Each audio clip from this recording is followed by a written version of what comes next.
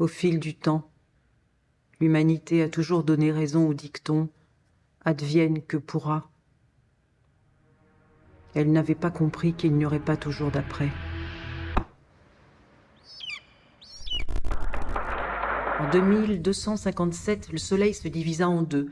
Les terres n'avaient jamais été aussi sèches, les mers aussi hautes et les rivières aussi basses, mais, étrangement, l'espèce humaine n'avait jamais aussi bien cohabité. En 2259, une coalition scientifique internationale au budget faramineux vit le jour. L'expédition Forceps avait pour but de permettre à l'humanité de s'émanciper de ses besoins en ressources animales et végétales.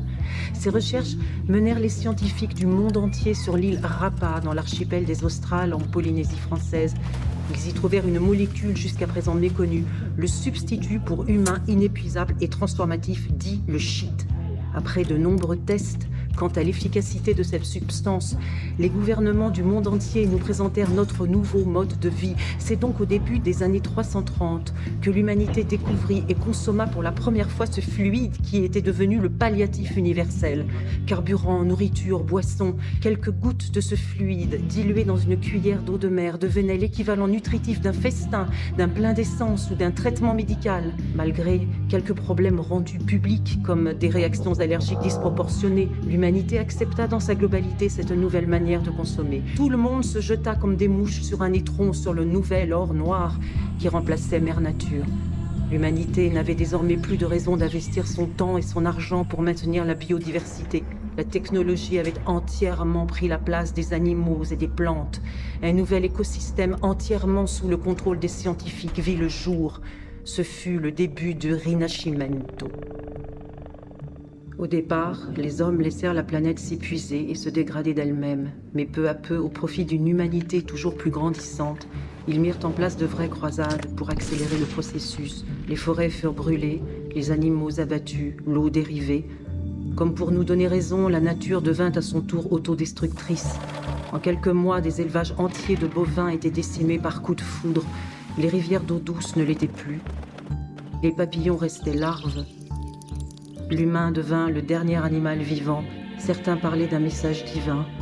Le grand fluide inépuisable, élaboré mécaniquement grâce au suc vital de la planète, suffisait à lui seul à régler à la fois les famines et l'économie globale. Mais de nouvelles conséquences virent le jour. Progressivement, les nouveau-nés étaient lourdement affectés par les effets secondaires du shit, ainsi que le vide laissé par Mère Nature. De nombreux cas de bêtises pures se déclaraient. Les enfants ne se parlaient plus. Ils regardaient dans le vide. Le système d'éducation faisait face à une longue crise. Les scientifiques remarquaient une perte de sensibilité aux couleurs, ainsi qu'un appauvrissement affolant des langues. Lors d'un passage à la télé, un enfant interrogé sur la matière répondit « Face à une nouvelle crise mondiale d'ordre intellectuel, la science et la technologie furent proposées pour résoudre le problème, mais en vain.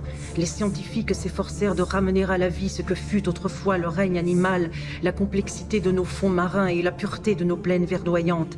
Mais aucun or noir, aucun procédé technologique n'avait la capacité d'émouvoir autant que la naissance d'un oisillon, d'engendrer autant de respect qu'une hiérarchie naturelle et saine au sein d'une meute de loups, d'apporter un sentiment de liberté aussi puissant qu'une brise portant des ailes de papillon aux motifs si raffinés et colorés.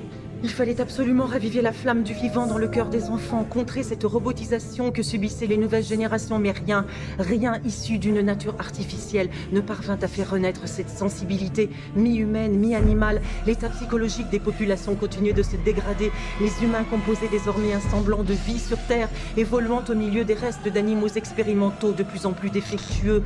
Il ne s'agissait plus que d'alimenter la machine pour continuer de survivre. L'idée était toujours la même, gagner du temps dans l'espoir de trouver un jour un moyen de revenir en arrière.